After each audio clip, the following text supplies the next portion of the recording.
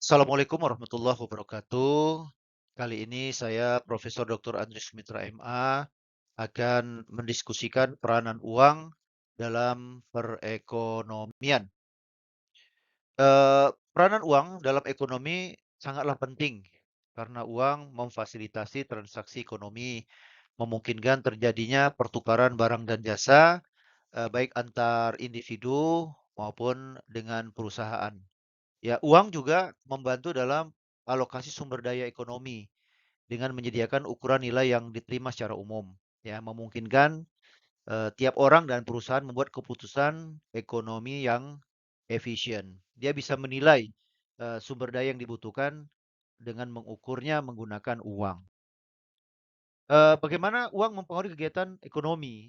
Jadi kita bisa melihat bahwa uang itu memiliki dampak yang signifikan terhadap berbagai aspek kegiatan ekonomi, termasuk mempengaruhi tingkat inflasi, pertumbuhan ekonomi, tingkat suku bunga, maupun siklus ekonomi secara keseluruhan. Dan nanti ini kita akan bahas ya, kira-kira dalam perspektif Islamnya seperti apa.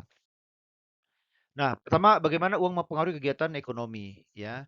Ada hubungan antara jumlah uang dan tingkat inflasi ya.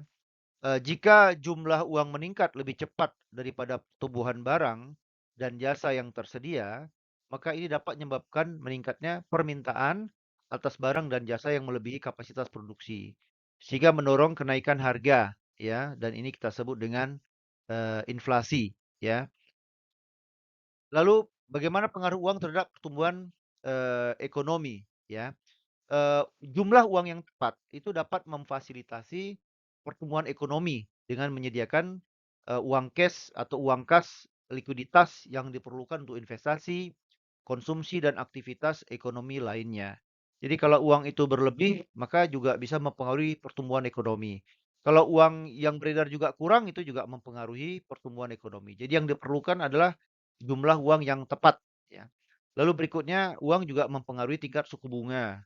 Di mana penawaran uang yang berlebihan itu dapat menyebabkan, penurunan tingkat suku bunga karena lembaga keuangan cenderung meminjamkan uang dengan suku bunga yang lebih rendah untuk menarik peminjam. Sebaliknya, penawaran uang yang terlalu rendah itu dapat meningkatkan, tingkat suku bunga.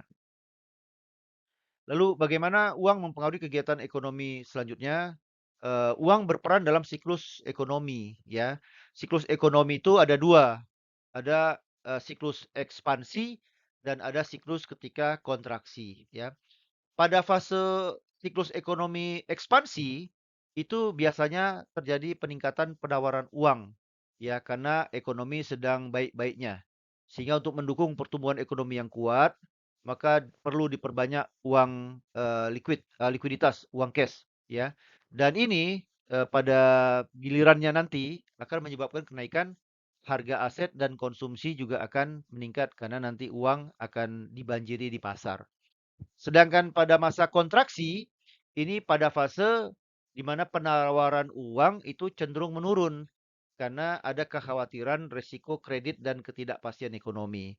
Ya, ketika uang terlalu banyak beredar, ini menyebabkan penurunan investasi, penurunan konsumsi, dan pertumbuhan ekonomi juga akan melambat secara keseluruhan. Jadi pada era masa ekspansi dan kontraksi ini, maka nanti bagaimana, suplai uang itu akan, ditentukan. Sehingga uang betul-betul memiliki peran dalam siklus ekonomi yang terjadi baik pada masa, ekspansif maupun pada masa, kontraksi. Nah, secara teori pengaruh uang dalam kegiatan ekonomi, itu, banyak sudah dikemukakan. Ada teori klasik, dan Keynesian yang menyatakan bahwa uang bersifat netral dalam jangka panjang tapi tidak dalam jangka pendek. Selanjutnya Stiglitz menyatakan bahwa ketersediaan kredit perbankan itu berpengaruh langsung terhadap berbagai aktivitas, perekonomian. Nah, oleh karena itu perlu ada mekanisme dan transmisi kebijakan moneter yang efektif dalam mempengaruhi perekonomian, melalui beberapa jalur. Bisa jalur uang beredar ya, jalur suku bunga, dan termasuk jalur kredit perbankan. Dan ini nanti akan kita dalami ketika kita berbicara tentang transmisi kebijakan moneter pada pertemuan yang akan datang. Ya, secara teori, para ahli sudah menyatakan bahwa uang itu memiliki peran dalam memfasilitasi transaksi ekonomi, dan membantu mengurangi terjadinya barter, sehingga dapat meningkatkan efisiensi ekonomi, sehingga orang tidak perlu lagi menunggu, tukaran secara fisik, tapi bisa dilakukan tukaran melalui uang, dan apalagi sekarang sudah menggunakan proses uang elektronik, bisa transfer, transaksi bisa berjalan dengan cepat. Kemudian, secara teori uang klasik menekankan peran uang sebagai alat tukar dan penyimpan nilai. Sementara teori uang modern mengakui peran uang dalam mempengaruhi variabel-variabel ekonomi makro seperti tingkat suku bunga dan inflasi.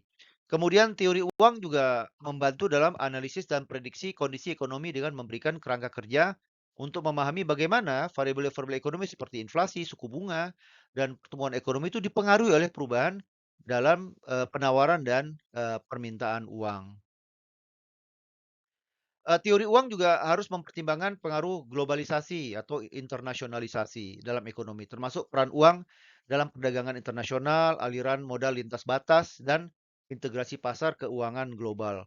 Tantangan utama dalam mengembangkan teori uang yang relevan dengan dinamika ekonomi kontemporer itu antara lain bagaimana mengakomodasi inovasi teknologi keuangan ya yang makin berkembang, integrasi pasar keuangan global, dan memahami dampak perubahan preferensi konsumen terhadap uang dalam berbagai bentuknya.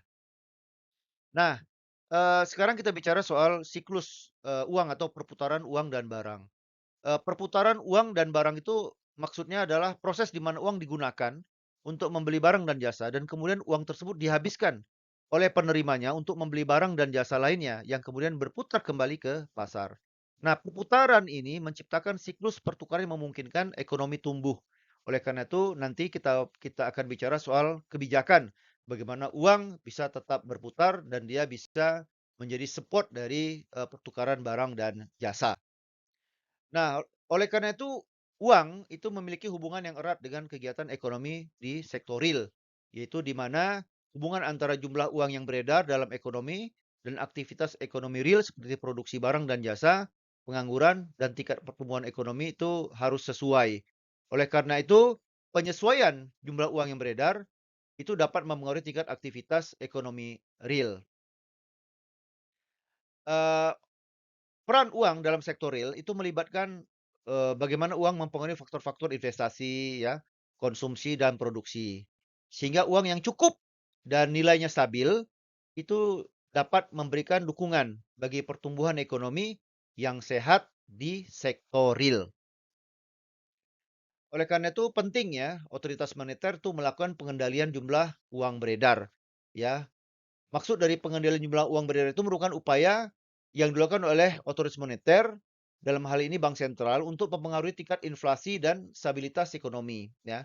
Pengendalian uang beredar ini dapat dilakukan melalui kebijakan moneter seperti pengaturan suku bunga, operasi pasar terbuka, dan pengaturan persyaratan cadangan bank. Nah, bagaimana perspektif Islam terhadap peran uang dalam perekonomian? Ya, Islam melihat peran uang dalam perekonomian itu sebagai sesuatu, hal yang positif ya, dan perlu dipengaruhi oleh prinsip-prinsip ekonomi Islam yang didasari oleh sistem keuangan Islam. Dalam Islam, uang diakui juga sebagai alat tukar ya, penyimpan nilai, dan uang juga, diakui sebagai instrumen yang diharapkan dia memiliki dimensi moral dan sosial. Nah, prinsip-prinsip utama yang mengatur peran uang dalam ekonomi antara lain adalah prinsip mewujudkan keadilan, menggunakan uang dengan mengharapkan keberkahan, kemudian menjauhi ketidakadilan dalam memperoleh uang.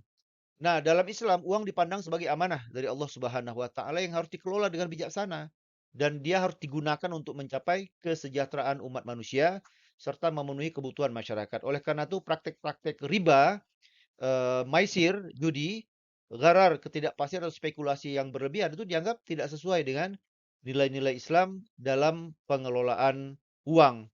Oleh karena itu nanti kita akan bicara bagaimana instrumen moneter dalam perspektif Islam tentu tidak menggunakan riba, tidak menggunakan maisir, tidak menggunakan gharar, dan tidak melanggar prinsip dan nilai-nilai Islam. Mudah-mudahan ini bisa membawa keberkahan, dan dengan demikian bertemu lagi pada pertemuan berikutnya. Assalamualaikum warahmatullahi wabarakatuh.